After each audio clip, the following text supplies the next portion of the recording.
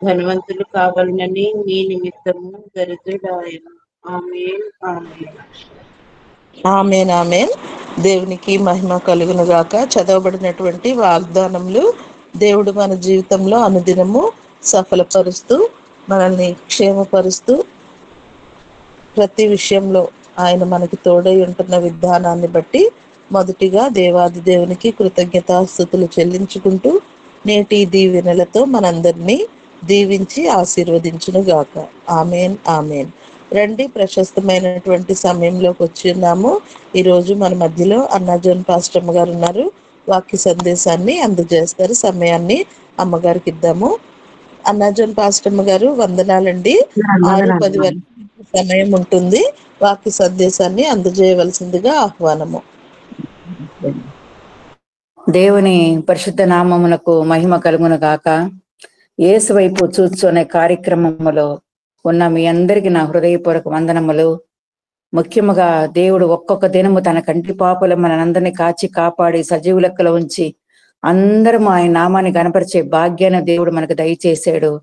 నిజమే, మనం ఇలా ఉన్నామంటే ఇది మన బలమో మన శక్తి కాదు, కేవలం ఆయనకు ఉచితమైన కృప, ప్రేమ, దయనుది. కాబట్టి జీవిత కాలం అంతా మనము ఆయన వాగ్దానముల మీద ఆనుకొని ఆయన చిత్తమును గుర్తెరిగి ఇంకా ఎక్కువగా ఆయన దృష్టికి అంగీకారంగా నమ్మకస్తులుగా జీవించాలని దేవుని యొక్క ప్రణాళిక, ఉద్దేశము.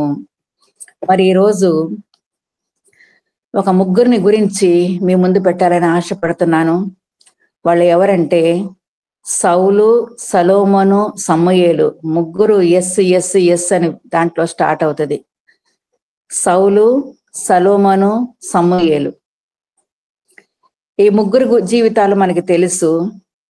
వీళ్ళు ఎలాగ జీవించారు, వీళ్ళ గురించి లేఖనములో ఏమేమి చెప్పబడిందని మనకు అందరికీ తెలుసు. కానీ ఇక్కడ ఈరోజు కీర్తనల గ్రంథము 39వ అధ్యాయము, కీర్తనల గ్రంథము 39వ అధ్యాయము 1 నుంచి 13 వచనములు మనం చూసుకున్నట్లయితే దావీదు మహారాజు ఏమంటాడంటే, నాలుక గురించి చెప్తాడు. నా నాలుకతో పాపము చేయకున్నట్లు అంటాడు. మళ్ళీ నా నోటికి చిక్కము ఉంచుకొందును అంటాడు. మళ్ళీ 3వ వచనంలో నా గుండె నాలో మండుచున్నది అంటాడు. 4వ వచనంలో నా అంతం ఎట్లున్నది అడుగుతాడు. మరి నా ఆయువు ఎంత అల్పమైనదో నేను తెలుసుకొనగోరుచున్నానంటాడు. 5వ వచనములో నా దినముల పరిమాణము నీవు బెత్తరంతలుగా చేసి ఉన్నావు అంటాడు. మళ్ళీ ఎంత స్థిరుడైనను ప్రతివాడు కేవలము ఒట్టి ఊపిరి వలె ఉన్నాడు అని అక్కడ ముగిస్తాడు. ఇక్కడ 7 విషయాలు మనము చూస్తున్నాము. నాలుక, నోరు, గుండె, అంతము, ఆయువు, దినముల పరిమాణము, ఊపిరి. నిజమే, దేవుడు మానవుడికి ఎన్ని కలుగజేశాడు. దేని ద్వారా మనం ఎలాగ జాగ్రత్తగా మన జీవితాలు కాపాడుకోవాలా, మన మార్గము ఎటువంటి మార్గంలో మనం నడుచుకోవాలా, ఎలాగ దేవుని మనం స్తుతించాలా. ఒక్కొక్క దినము గడిచిపోతుందంటే దేవునికి సమీపముగా, ఆయన రాకడకు సమీపముగా మనం జీవిస్తున్నాము.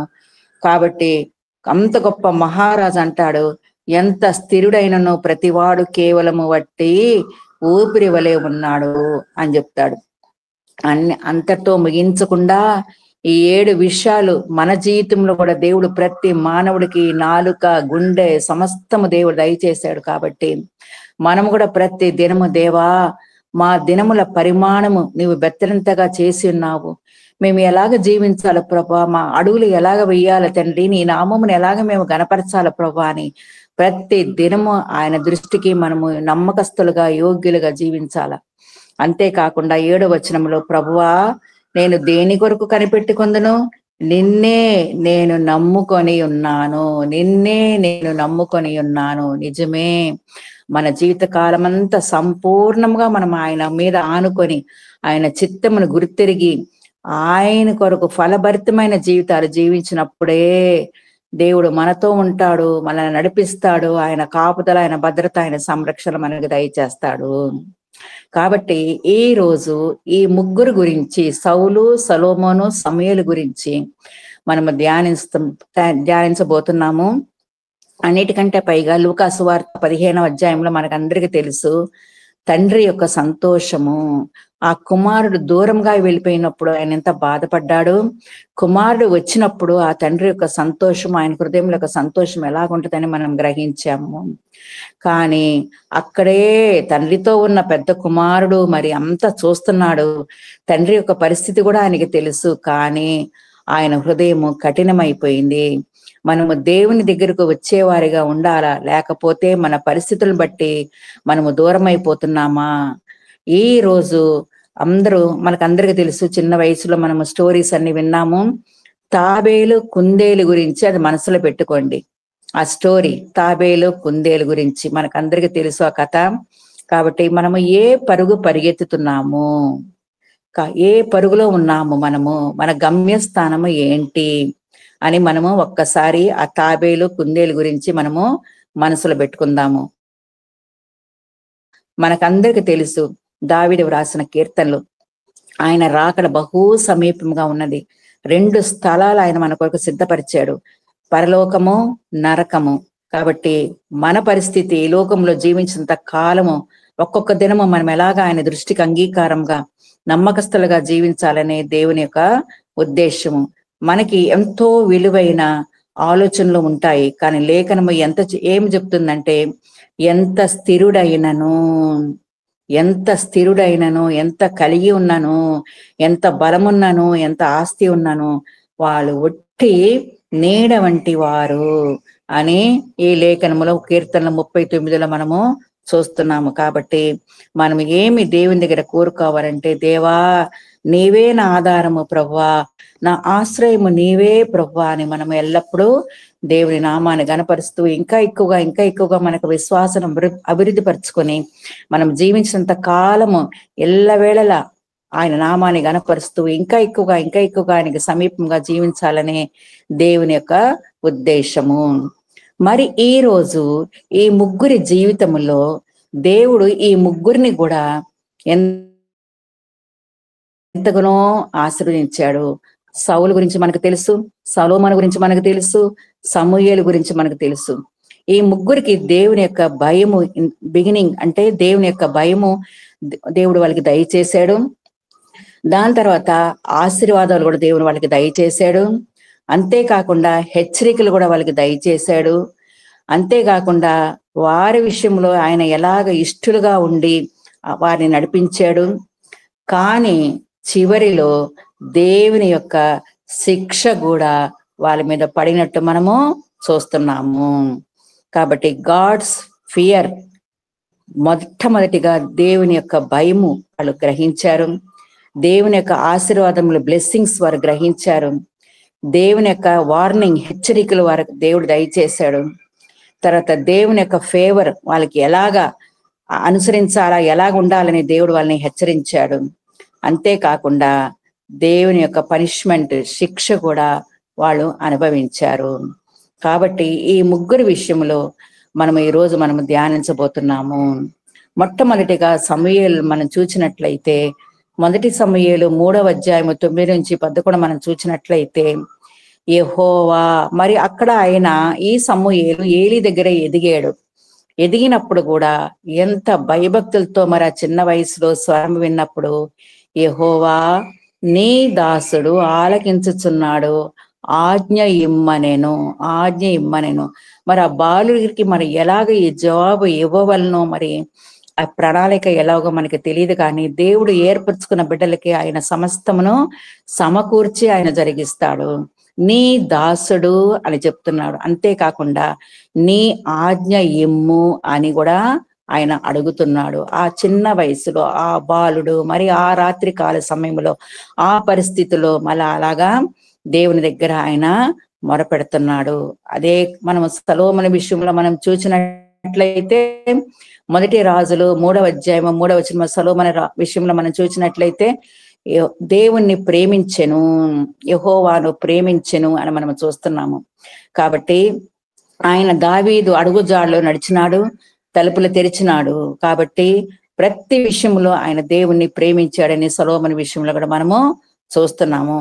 ఇదే సమూయేలు విషయంలో మనం చూసినట్లయితే, ఇక్కడ ప్రవక్త పేరు నొందిన వాడు, పూర్వము దీర్ఘదర్శి అని సౌలు గురించి అక్కడ చెప్పబడింది. కాబట్టి ఈ ముగ్గురు కూడా దేవుని యొక్క భయము, దేవుని యొక్క ఆశీర్వాదాలు మొట్టమొదటిగా వీళ్ళు ముగ్గురు కూడా పొందుకున్నారు. దేవునితో సహవాసము చేసినారు. తర్వాత మనం చూసినట్లయితే ఇక్కడ మొట్టమొదటిగా మొదటి రాజులు 10వ అధ్యాయము 24వ వచనములో మరి సొలొమోనుకి దేవుడు ఎంతో జ్ఞానాన్ని దయచేశాడు. ఆయనకున్న జ్ఞానము,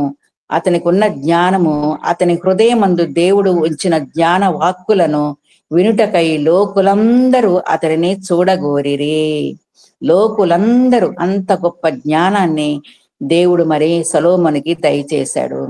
కాబట్టి మనము కూడా ఎన్ని డిగ్రీలు మనం ఈ లోకంలో మనం సంపాదించుకున్నా కూడా, ఎంత జ్ఞానం మనకున్నా కూడా, మనము దేవుని చిత్తం మీద ఆధారపడితేనే అప్పుడే దేవుడు మనకి పరలోక జ్ఞానాన్ని దేవుడు మనకి దయచేసి సర్వసత్యములోనికి ఆయన మనల్ని నడిపిస్తాడు. కాబట్టి దేవుని దగ్గర నుంచి మనం పొందుకోవాలా ఆ జ్ఞానాన్ని. కాబట్టి ఇక్కడ సొలొమోను మహారాజు ఉంచిన జ్ఞాన వాక్కులు లోకులందరూ అతనిని చూడగోరిరి. కాబట్టి దేవుడు ఎంతగానో మరి సొలొమోనుని ఆశీర్వదించాడు. ఇదే మన సౌలు జీవితము మనం చూసినట్లయితే మొదటి సమూయేలు 10వ అధ్యాయము 10వ వచనములో దేవుని ఆత్మ బలముగా అతని మీదికి వచ్చెను. దేవుని ఆత్మ, నిజమే, దేవుని ఆత్మను మనము కలిగి ఉంటేనే గొప్ప కార్యాలు మనము చేయగలము. ఎక్కువగా దేవునికి సమీపముగా జీవించగలము. ఎక్కువగా దేవుని మనము ఆరాధించగలము. దేవుని ఆత్మను పొందుకుంటేనే ఆ ప్రభువు ఎవరో, ఆయన మనకు ఏమి చేశాడో, మనం ఈ లోకములో ఎలాగ జీవించాలో అనే ఆ సత్యాన్ని దేవుడు మనకి బయలుపరుస్తాడు. కాబట్టి దేవుని ఆత్మను మనము ఎల్లప్పుడూ మనము కలిగి ఉండాలా. దేవుడు మనల్ని ఆశ్రయించినప్పుడు మనము చాలా చాలా జాగ్రత్తగా ఆయన ఇచ్చిన ఆశీర్వాదములను, ఆయన ఇచ్చిన ఆత్మను మనము కాపాడుకోవాలా. ఇది చాలా చాలా ముఖ్యమైనది. కాబట్టి దేవుడు కూడా ఇంతకు ముందు కూడా నేను మీకు సరిహద్దుల గురించి వివరించాను. మన సరిహద్దులు, మన మాటలు, మన క్రియలు, మనము కూర్చునుట, మనము లేచుట, ప్రతిదీ ఇది మన సరిహద్దులు. ఈ సరిహద్దులు మనము దాటిపోకుండా ఎల్లప్పుడూ దేవుని మీద సంపూర్ణంగా ఆధారపడి ఆయన ఆత్మను కలిగినప్పుడే ఆ పరిశుద్ధాత్మ దేవుడు మనతో ఉంటాడు. ప్రతి విషయములో ఆయన కాపుదల, ఆయన భద్రత, ఆయన జ్ఞానాన్ని మనకి దయచేసి ఆయన మనల్ని ఆశ్చర్య రీతిగా ఈ లోకమును మనల్ని నడిపిస్తాడు. అంతేకాకుండా సమూయేలు జీవితంలో మనం చూసినట్లయితే మొదటి సమూయేలు 3వ అధ్యాయంలో సమూయేలు యెహోవాకు ప్రవక్తగా స్థిరపడనని. కాబట్టి ఈ సమూయేలు కూడా దేవుడి చేత ఆశ్రయింపబడతాడు. యెహోవా వాక్కు సమూయేలుకు ప్రత్యక్షమగుచుండెను. ఆ రోజుల్లో దేవునికి వాక్యము ప్రత్యక్షము కాని రోజుల్లో కూడా మరి ఆ బాలుడైన సమూయేలుకి దేవుడు అప్పుడప్పుడు ప్రత్యక్షమగుచు అన్ని విషయాలు కూడా సమూయేలు ద్వారా బయలుపరిచినట్లు మనము చూస్తున్నాము. ఈ ముగ్గురు విషయంలో మనం ధ్యానించినాము. సౌలు గురించి, సమూయేలు గురించి, తర్వాత సొలొమోను గురించి మనం ధ్యానించినాము. దేవుడు మొట్టమొదటిగా వీరి ముగ్గురిని ఎలాగ ఆశ్రయించాడు, ఎలాగ వారి జీవితాల్లో ఎలాగ నడుచుకోవాలో సొలొమోనుకి జ్ఞానాన్ని దయచేశాడు, మరి సౌలుకి ఆత్మను దయచేశాడు. కాబట్టి ఇక్కడ ప్రతి ఒక్కళ్ళని దేవుడు సమూయేలుకి ఎలాగ ప్రత్యక్షమవుతున్నాడు అని మనము ధ్యానించినామండి. ఇదే సమయంలో మనం చూసినట్లయితే వాళ్ళు దేవుని నుంచి దూరం అయిపోయినప్పుడు దేవుని యొక్క శిక్షను వాళ్ళు ఎలాగ పొందుకున్నారు. ఇదే మనము మొదటి రాజులు 11వ అధ్యాయం చూసినట్లయితే 6 నుంచి 8వ వచనంలో మనం చూసినట్లయితే సొలొమోను విషయంలో మనం చూసినట్లయితే యథార్థములో యెహోవాను అనుసరింపలేదు, యథార్థముతో యెహోవాను అనుసరింపలేదు అని మనము సొలొమోను విషయంలో మనం చూస్తున్నాము. అదే ఇక్కడ మనము సౌలు విషయంలో చూసినట్లయితే మొదటి సమూయేలు 13వ అధ్యాయము 13-14లో యెహోవా ఇచ్చిన ఆజ్ఞను గైకొనక ఆయన జీవించాడు సౌలు. ఇదే సమూయేలు విషయంలో మనం చూసినట్లయితే మొదటి సమూయేలు 7వ అధ్యాయము 3-4 మనం చూసినట్లయితే, దేవుని నమ్మి దేవతలను తీసివేసి ఆజ్ఞలను పాటించి యెహోవా తట్టు మీ హృదయములను త్రిప్పుకొనుడని చెప్పెను. యెహోవా మీ పక్షమున యెహోవాకు ప్రార్థన చేతును అని చెప్తున్నాడు. మీ పక్షమున నేను ప్రార్థన చేస్తాను అని సమూయేలు అక్కడ ఉన్న వాళ్ళకందరికీ చెప్తున్నాడు. కాబట్టి సొలొమోనేమో యథార్థముగా ప్రవర్తింపలేదు, దేవుని యొక్క ఆజ్ఞలను అనుసరింపలేదు. అదే మనము సౌలు విషయంలో చూచినట్లయితే ఆయన కూడా నీవు అవివేకపు పని చేసితివని దేవుడు చెప్పినట్లు మనం అక్కడ చూస్తున్నాము.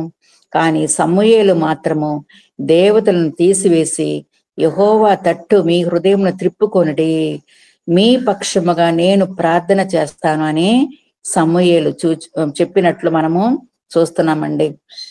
కాబట్టి ఈ సౌలుని కూడా దేవుడు ఇశ్రాయేలు మీద రాజుగా అభిషేకించాడు, ఈ సౌలుని.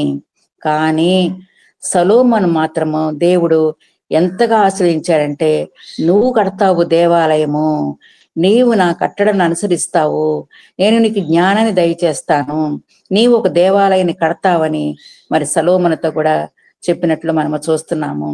కాబట్టి ఈ ఇద్దరిని కూడా దేవుడు ఆశ్రయించాడు. అదే సమయంలో వీళ్ళిద్దరూ సమూయేలు సొలొమోను సౌలు వీళ్ళిద్దరూ దేవునికి దూరం అయిపోయినట్లు కూడా మనము ఆయనకు ఆజ్ఞలు కట్టడలను వాళ్ళ గైకొనక దేవునికి దూరం అయిపోయినట్లు కూడా మనం చూస్తున్నాము. కానీ ఈ సమూయేలు మాత్రము భయము కలిగి ఫలము కలిగి జీవించాడు, సిలువను మోసినాడు. సిలువను మోసినప్పుడే, చిన్ననాటి నుంచి సిలువను మోసినప్పుడే మనకి ఆ యొక్క ప్రభువు యొక్క ప్రేమ, ఆయన యొక్క శక్తి, ఆయన యొక్క కాపుదల, ఆయన భద్రత, ఆయన సంరక్షణ సమస్తము మనము ఎరుగుతాము. సిలువను మొయ్యాల ప్రతి దినము సిలువను మోసినప్పుడే మనము ఆయనకి సమీపముగా జీవిస్తాము.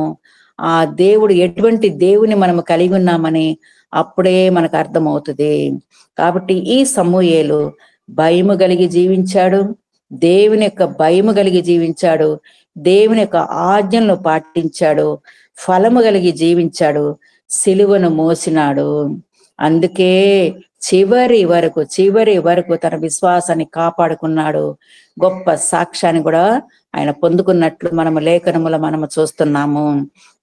కాబట్టి ఇక్కడ 2 మార్గములు ఉన్నాయి, ఇరుకు మార్గము, విశాల మార్గం ఉంది. కాబట్టి ముందు వాళ్ళిద్దరిని కూడా, సొలొమోన్ని సౌలుని కూడా దేవుడు ఎంతగానో ఆశ్రయించాడు, ఆత్మను దయచేశాడు, జ్ఞానాన్ని దయచేశాడు. కానీ వాళ్ళిద్దరు మాత్రము వేరే మార్గాన్ని వాళ్ళు ఎన్నుకున్నారు. కాబట్టి మనము వేసే ప్రతి అడుగు ఏ దారికి తీసుకెళ్తుంది అని మనము గ్రహించాలా. ఇక్కడ సమూయేలు చూచినట్లయితే ఆయన అంటాడు, ఇక్కడ సౌలుని మనం చూసినట్లయితే ఆయన అంటాడు, నేను బహు శ్రమలో ఉన్నాను, ఫిలిస్తీన్లు నా మీదకి యుద్ధమునకు వచ్చినప్పుడు దేవుడు నన్ను ఎడబాసనని సౌలు చెప్తాడు. అక్కడేమో ఆత్మను కలిగి ఉంటాడు సౌలు, దేవుని ఆత్మను పొందుకుంటాడు, ఎంతో గొప్పగా దేవుని చేత ఆశ్రయింపబడతాడు. కానీ ఇక్కడ దేవుడు నన్ను ఎడబాసనని చెప్తాడు. ఫిలిస్తీన్లు వస్తున్నారు యుద్ధానికి, దేవుడు నన్ను ఎడబాసనని చెప్తాడు. నిజమేనండి, దేవునికి ఎప్పుడైతే మనము ముందడుగులు వేస్తామో, ఎప్పుడైతే వెనకడుగులు వేస్తామో, ఈ రెండిటి మధ్యన దేవుని యొక్క ప్రతిఫలాన్ని మనము చూడగలుగుతాము. నిజమే. కాబట్టి మనం ఎల్లప్పుడూ ఎట్టి పరిస్థితులు కూడా మనం వెనుకంజ వేయక ముందుకు సాగిపోయి ఆయన చిత్తం మీద ఆధారపడి ఆయన దృష్టికి మనం అంగీకారంగా మనం జీవించాలా. ఇదే సమూయేలు విషయంలో మనం చూసినట్లయితే దేవుడు మనకు సాక్షి అని చెప్తాడు. మొదటి సమూయేలు 12వ అధ్యాయము 5వ వచనములో దేవుడు మనకు సాక్షి అని చెప్తాడు. నిజమేనండి, ఈ ముగ్గురు పరిగెత్తారు, కానీ ఒక్కడు మాత్రమే చివరి వరకు దేవుణ్ణి అనుసరించారు. ఇక్కడ మొదటి సమూయేలు 3వ అధ్యాయము 20వ వచనములో సమూయేలు యెహోవాకు ప్రవక్తగా స్థిరపడినని దాను మొదలుకొని బైర్షేబా వరకు ఇశ్రాయేలీలు తెలుసుకొనిరి. యెహోవా దర్శనమిచ్చుచుండెను. యెహోవాకు సమూయేలు ప్రత్యక్షమగుచు వచ్చెను. ఇశ్రాయేలీలో ఆయన పేరు ఎంతో వెల్లడి ఆయెను. కాబట్టి దేవాతి దేవుడు మరి మన విశ్వాసాన్ని పరీక్షిస్తాడు. అంతము వరకు సహించిన వాడే రక్షింపబడును అని మనము లేఖనములో మనము చూస్తున్నాము. కాబట్టి ఈ సమూయేలు చివరి వరకు దేవుని కొరకు పరిగెత్తాడు. కాబట్టి మనకి తాబేలు ఈ కుందేలు విషయంలో మనకు తెలుసు. తాబేలు ఎంత మెల్లిగా నడిచినా కూడా, ఇంగ్లీష్ లో ఒక ప్రావర్బ్ ఉంటది, slow and steady wins the race అని. కాబట్టి నిదానముగా దేవుని వైపు చూస్తూ దేవుని చిత్తమును గుర్తెరిగి ఆయన ఆజ్ఞలను కట్టడం మనం గైకొని ఆయన చిత్తం మీద ఆధారపడినట్లయితే, చివరి వరకు మన విశ్వాసాన్ని కాపాడుకున్నట్లయితే, దేవుడు తన బిడ్డల విషయంలో దాచించిన మేలు ఎంతో గొప్పది. ఇక్కడ సమూయేలు గ్రంథము మనము మొదటి 3 సమూయేలు 20 వచనంలో సమూయేలు యెహోవాకు ప్రవక్తగా స్థిరపడనని ఎక్కడ నుంచి ఎక్కడ వరకు అండి? దాను మొదలుకొని బైర్షేబా వరకు ఇశ్రాయేలీలు తెలుసుకొనిరి. ఇది అందరికీ తెలిసిపోయింది, ఈయన ఒక ప్రవక్తగా స్థిరపడ్డాడని. అంతేకాకుండా దేవుని యొక్క దర్శనాన్ని కూడా పొందుకున్నాడు. అంతేకాకుండా ప్రత్యక్షమగుచుండెను. దేవుని యొక్క యెహోవా సమూయేలుకు ప్రత్యక్షమగుచు వచ్చెను. సమూయేలు యొక్క పేరు ఇశ్రాయేలీలో వెల్లడి ఆయను. నిజమేనండి, మన పేరు మన డిగ్రీలు కాదండి, దేవుని చేత ఆశ్రదింపబడితేనే, దినదినము మనం ఆయన నామాన్ని గణపరిస్తేనే దేవుడు మనల్ని తగిన స్థానములో ఆయన సమయములో దేవుడు మనల్ని తన బిడ్డల్ని ఆయన అంతగా ఆయన హెచ్చిస్తాడు.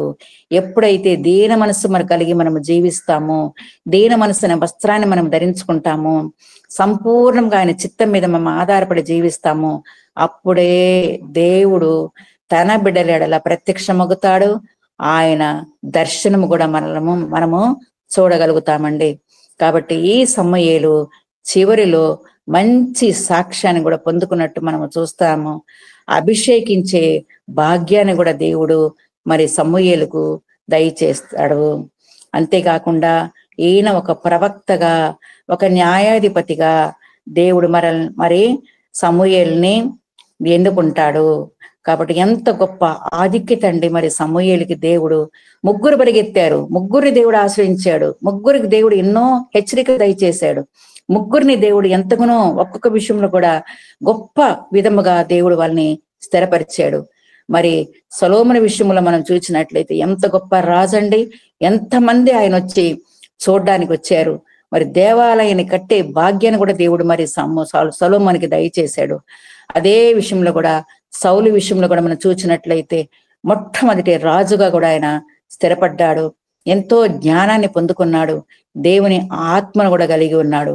కానీ వాళ్ళు చివరి వరకు దేవుని కొరకు వారు పరిగెత్తలేకపోయారు, చివరి వరకు వాళ్ళకి విశ్వాసాన్ని కాపాడుకోలేకపోయారు, దేవుని యొక్క దర్శనాన్ని కూడా వాళ్ళు చూడలేకపోయారు. కానీ ఇదే సమూయేలు దేవుని దర్శనాన్ని పొందుకుంటూ, దేవుని ప్రత్యక్షతను పొందుకుంటూ, ఆయన పేరు ఇశ్రాయేలీలందరిలో వెల్లడి ఆయను అని మనము అక్కడ చూస్తున్నామండి.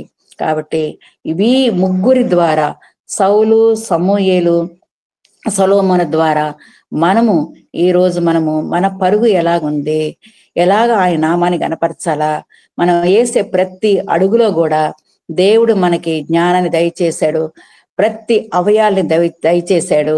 దీని ద్వారా ఆయన నామాన్ని మనం ఎలాగ గణపరుస్తున్నాము, దేవుడు మనకు ఒక ఆత్మను దయచేశాడు. ఆత్మ దేవుడు పెట్టిన దీపము. అందరికి వెలుగుమయముగా మనము జీవిస్తున్నామా, లేకపోతే దేవునికి దూరముగా జీవిస్తున్నామా? మన పరుగు ఈ ముగ్గురు విషయములో ఈ రోజు మనం ధ్యానించవలసింది. మన పరుగు ఎలాగుంది? దేవుని ప్రత్యక్షత, దేవుని దర్శనాన్ని ప్రతి దినము ఆయన సజీవుడైన దేవుడు, సమాధి గెలిచిన దేవుడు, మృత్యుంజయ తిరిగి లేచిన దేవుడు, సదాకాలం మనతో ఉండే దేవుడు. ఈ రోజు వరకు కూడా ఆయన మనల్ని తన దక్షిణ హస్తంతో తన బాహుబలంతో మనల్ని ఆదుకొని ఆదరిస్తున్నాడు. ఆయన కృపాక్షేమములు మనకు దయచేస్తున్నాడు. కాబట్టి ప్రతి నిమిషము దేవా, ఇటువంటి భయంకర దినాలు మేము జీవిస్తున్నప్పుడు ఎంత ఆశ్చర్యకరంగా ప్రభాని మమ్మల్ని కాచి కాపాడుతున్నావు తండ్రి. నీ ప్రేమ, నీ కృప, నీ దీవెనల కొరకు, నీ శాంతి, నీ సమాధానముల కొరకు, నువ్వు మాకు ఇస్తున్న ఆరోగ్యము, ఆయుష్కాలము కొరకు ప్రతి విషయంలో ప్రభానైనా నీ నామాన్ని గణపరిచే భాగ్యాన్ని మాకు దయచేయి ప్రభా అన్నప్పుడు ఆయన దర్శనాన్ని మనం పొందుకుంటాము. ఆయన ప్రత్యక్షతను కూడా మనము చూస్తాము. ఆయన స్వరాన్ని కూడా వినే భాగ్యాన్ని దేవుడు మనకి దయచేస్తాడండి. అంతేకాకుండా దేవుని ఆత్మను కూడా ఈ సమూయేలు పొందుకున్నట్టు మనము చూస్తున్నాము. కాబట్టి ఈ సమూయేలు బ్రతికిన దినములన్నీ ఇశ్రాయేలులకు న్యాయాధిపతిగా ఉండెను. కాబట్టి ఈయన ఒక ప్రవక్త, ఈయన ఒక న్యాయాధిపతిగా కూడా దేవుడు ఆయన్ని నియమించాడండి. నిజమేనండి, ఒక్కొక్క విషయంలో మనం ఆయన స్వరం విన్నప్పుడు, ఆయనకి సమీపంగా జీవించినప్పుడు మన ప్రతి అడుగు ఇంకా ఎక్కువగా దేవునికి సమీపంగా జీవించినప్పుడు ముందుకు కొనసాగాలి. కానీ ఎట్టి పరిస్థితులు కూడా మనము వెనక్కి వేయకూడదు. మనకందరికీ తెలుసు రూతు యొక్క జీవితము.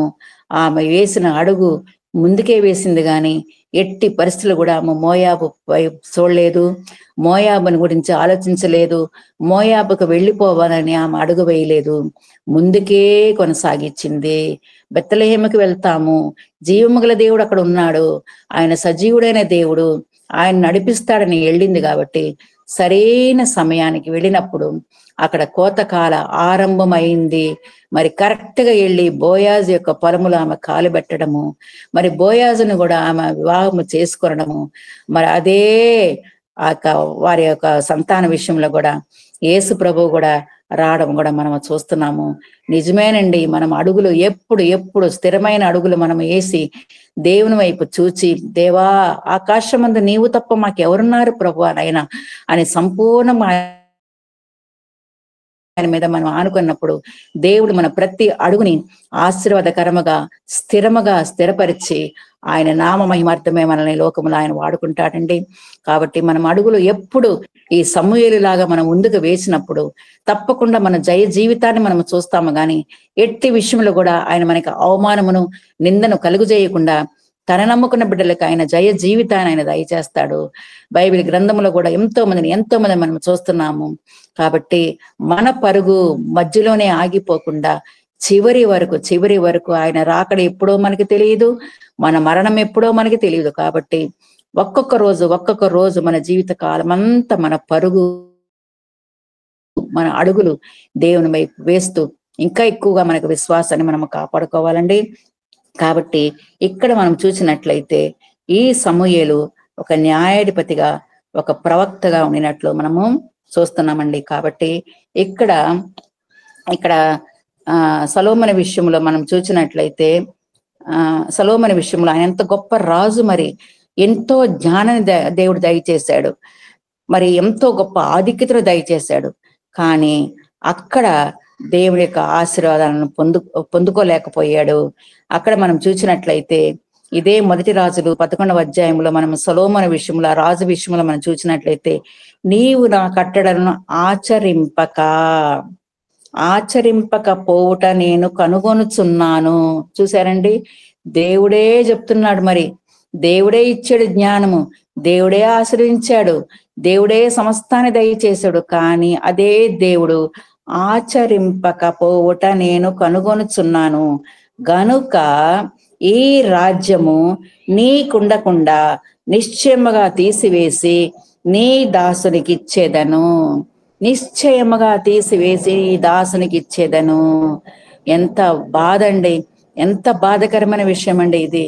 దేవుడు మనకి ఇచ్చిన ఆశీర్వాదాలను మనము జాగ్రత్తగా దాచిపెట్టుకొని, దేవా ఇది నా బలము, నా శక్తి ద్వారా నేను పొందుకోలేదు తండ్రి నాయన, ఇదంతా కేవలము ప్రభా నీవిచ్చిన ఆశీర్వాదాలే తండ్రి నాయన. కాబట్టి జీవించినంత కాలం ప్రభా, దేని ద్వారా నీ నామం మహిమపరచబడడానికి సహాయం దయచేయి ప్రభా అని మనం ప్రార్థించాలా. కానీ ఎంత బాధకరమైన విషయం అండి. మరి సొలొమోను విషయంలో మనం చూసినట్లయితే మొట్టమొదటిగా దేవాలయాన్ని కట్టడానికి కూడా అంత కృపనిచ్చి సమస్తాన్ని దయచేసి ప్రతి విషయంలో బంగారు విషయంలో మరి కట్టడం విషయంలో ప్రతి కార్యంలో దేవుడు ఎంతగానో మనకు సహాయం చేసిన దేవుడు. ఆయన చెప్తున్నాడు, నీవు నా ఆజ్ఞలను ఆచరింపకపోవట నేను కనుగొనుచున్నాను కనుక ఈ రాజ్యము నీకుండకుండా నిశ్చయముగా తీసి నీ దాసునికి ఇచ్చేదను. ఎంతో బాధ ఈ మాటలు వింటుంటాయి. కాబట్టి ఒక్కొక్క మాట మనం చదువుతున్నప్పుడు, దేవా ఇటువంటి పరిస్థితులు మమ్మల్ని తీసుకురాకుండా తండ్రి నాయన ఎల్లవెళ్ళ ప్రభా నీ నామాన్ని గణపరిచే భాగ్యాన్ని మాకు దయచేయి ప్రభా నాయన. అవును తండ్రి, పరిశుద్ధాత్మను సంతోషపరిచే భాగ్యాన్ని మాకు దయచేయి ప్రభా నాయన. ఇంతవరకు తండ్రి వస్తాయి తండ్రి, శోధనలు వేదనలు వస్తాయి తండ్రి. నీవే చెప్పేవి ప్రభా, లోకములు మీకు శ్రమ కలుగునని చెప్పినావు తండ్రి నాయన. ఆయనను కూడా ప్రభా నువ్వు ఎట్లయితే లోకాన్ని జయించావో అటువంటి జయ జీవితాన్ని నువ్వు మాకు కూడా ఈ రోజు మాకు దయచేస్తున్నావు ప్రభా నాయన. సజీవుడైన దేవుని మేము ఆరాధిస్తున్నాము తండ్రి నాయన. కాబట్టి ఇంత గొప్ప దేవుని మేము కలిగినందుకు మేము ఏ విషయంలో మేము భయపడకుండా నిబ్బరముగా ప్రభా నాయన నీకు ఆజ్ఞలు నీ కట్టడను మేము గైకొని ఇంకా ఎక్కువగా ప్రభా నీకు సమీపంగా జీవించే భాగ్యాన్ని మాకు దయచేయి ప్రభా అని మనం ప్రార్థించినట్లయితే దేవుడు తప్పకుండా మన పక్షం ఉంటాడు, మనల్ని నడిపిస్తాడండి.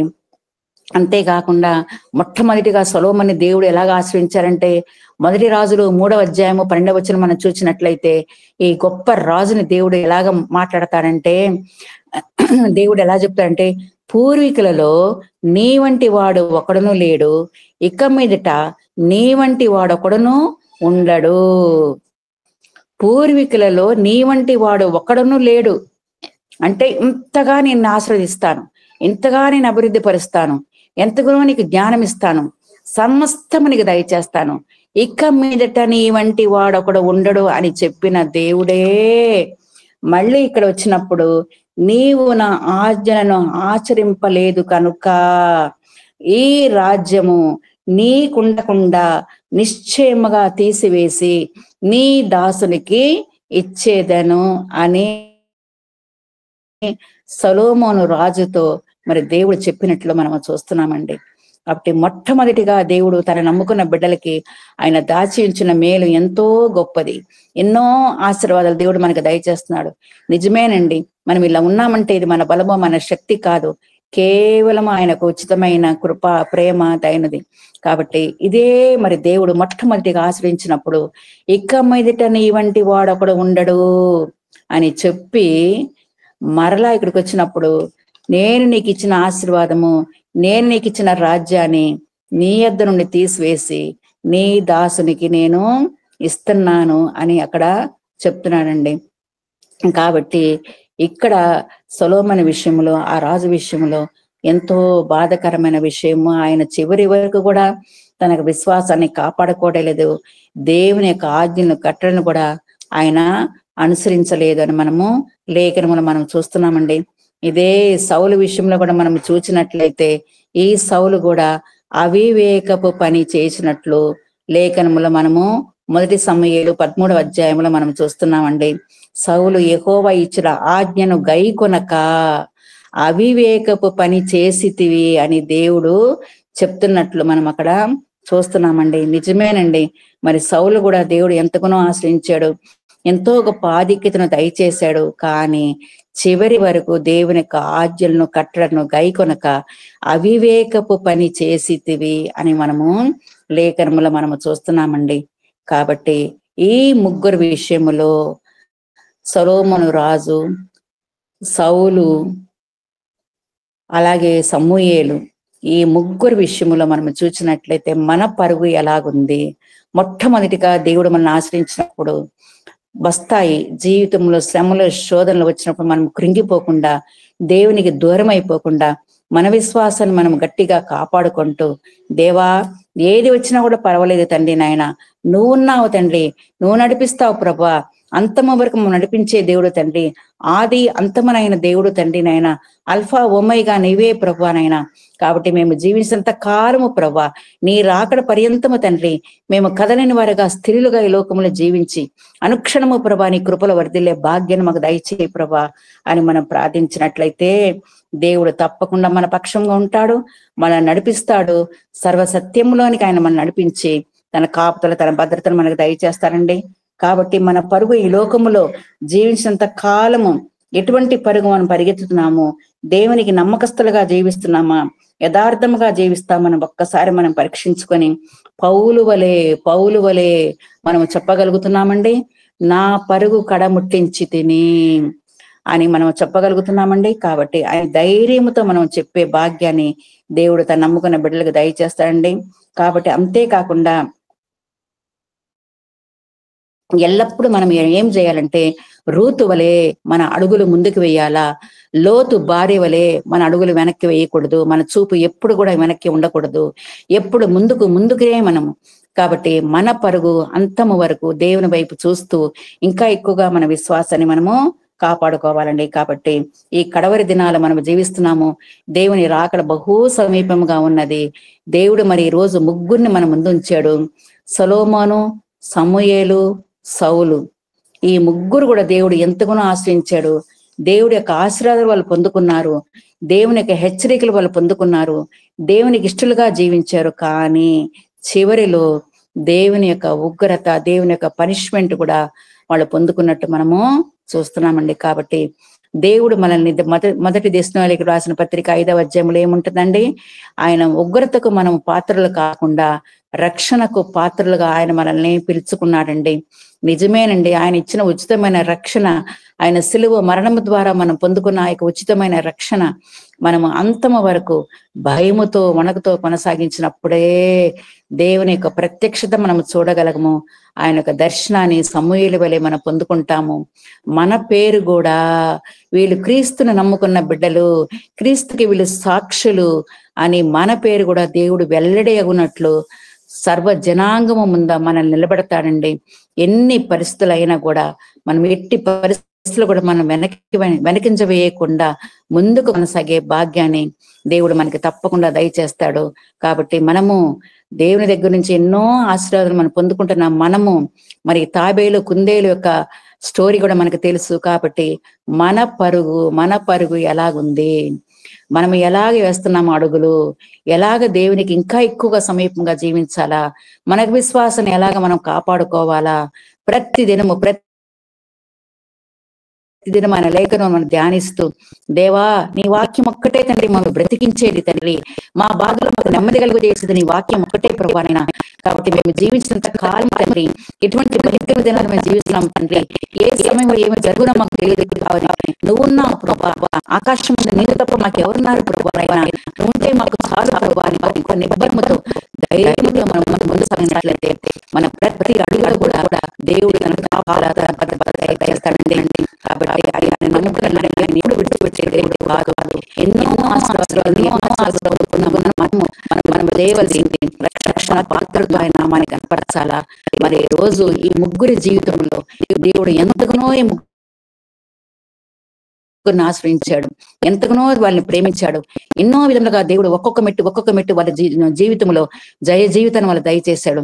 కానీ చివరి వరకు కాపాడుకున్న సమూయేలు వలె మనము కూడా మన పరుగు ముందుకు వేస్తూ ఇంకా ఎక్కువగా ఆయన ప్రత్యక్షను పొందుకుంటూ ఆయన దర్శనంను పొందుకుంటూ ఆయన దృష్టికి మనం అంగీకారంగా యోగ్యులుగా నమ్మకస్తులుగా జీవించినట్లయితేనే ఈ లోకములో మనకు సురక్షితమైన జీవితము, దేవుని యొక్క సంతోషము, సమాధానం మనం పొందుకుంటామండి.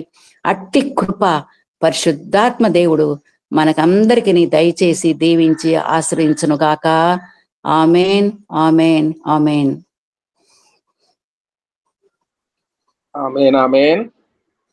సొలొమోను కన్నా శ్రేష్ఠుడు, సర్వజ్ఞానమునకు ఆధారుండు. సొలొమోను కన్నా శ్రేష్ఠుడు, సర్వజ్ఞానమునకు ఆధారుండు. 10,000లలో అతి ప్రియుండు, పదిలముగా మ్రోక్కెదము. 10,000లో అతి ప్రియుండు, పదిలముగా మ్రోకెదము, సాగిల పాడి మ్రోకెదము, సత్యముతో ఆత్మాతో మన ప్రభు యేసుని సాగిల పాడి మ్రోకెదము. సమూయేలు, సౌలు, సొలొమోను ఈ ముగ్గురి కొరినాళ్లలో దేవుడు ఆశీర్వదించిన వారు. ముగ్గురిని దేవుడు దీవించిన వారు.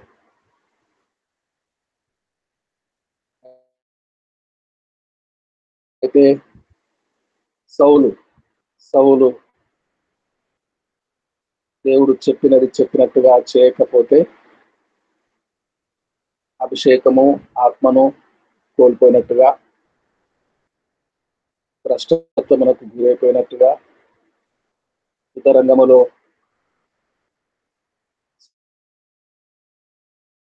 సౌలు యోనాతానులు 30 మంది హతులైనట్టుగా. అయితే సొలొమోను పూర్వీకులలో నీ వంటి వాడు ఒకడును లేడు, ఇక ముందు కూడా ఉండడు అని దేవుడు చెప్పినట్టుగా, దేవుడు పలికినట్టుగా సొలొమోను విషయంలో మనం చూస్తాం. ఆ సొలొమోను చివరి దశలో భ్రష్టత్వమునకు గురై దేవుని రాజ్యమును, అధికారమును, జ్ఞానమును సొలొమోను దాసునికి యెరోబాముకి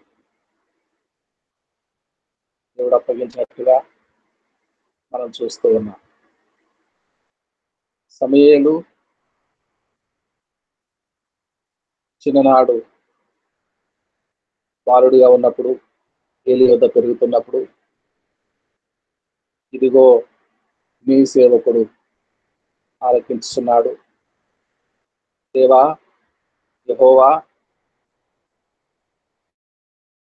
నీ ఆజ్ఞను సెలవిమ్ము అని పలికినట్టుగా అవసాన దశలో కూడా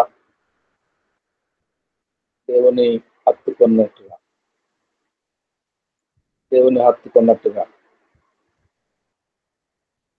సమూయేలు కనపడుతున్నాడు. సౌలు సొలొమోనులు చేసినట్టుగా మనం చేయకూడదని సమూయేలు మనకు మాదిరని దేవజనురాలు చక్కని వాక్య పరిచర్య చేసి మనందరి మధ్యలో దేవుడు ఆశీర్వాదము తప్పకుండా ఇస్తాడని మనము సర్వజ్ఞానమునకు 10,000లో ప్రభు అయిన యేసున విశ్వాసం ఉంచు మనం పరుగు పందెములో ముందుకు సాగవలనని హెచ్చరించిన అన్నాజోనమ్మ గారికి హృదయపూర్వకమైన అభినందనలు తెలియచేస్తూ మన మధ్యలో జాన్సన్ గారు ఉన్నారు. చిన్న మాట ప్రార్థన చేస్తారు. పరిశుద్ధుడనైనా నీకు స్తోత్రం ప్రభు, నీకు వందనాలయ్యా. గొప్ప దేవుడా, మహాదేవుడా, మహాగణుడా, నాయన నీకే వేలాది వందనాలయ్యా. నానా ఇదిగో నా తండ్రి, నా ప్రియ ప్రభువా, నాయనా నీ బిడలో కొంతమంది భక్తులను ప్రభు